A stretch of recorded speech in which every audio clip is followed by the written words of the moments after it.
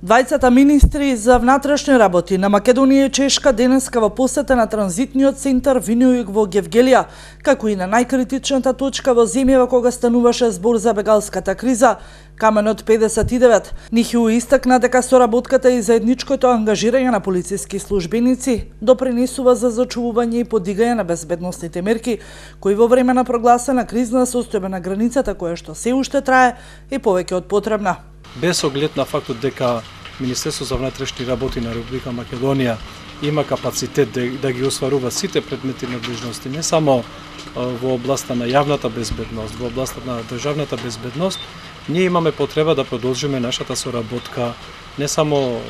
за спроведување со предизвикот мигрантската криза и со другите сегменти, односно областите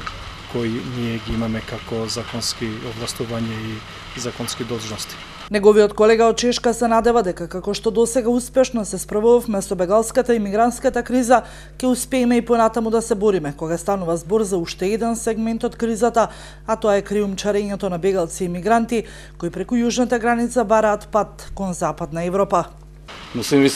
Морам да го изразам своето воодушевување во тоа како се основа овој центар, како и заштитата на границата на квотата 59. Како што дознавме на денешната презентација, мигрантската криза се решава веќе во третата етапа, а тоа е решавање на организираниот криминал во врска со шверцувањето на мигранти.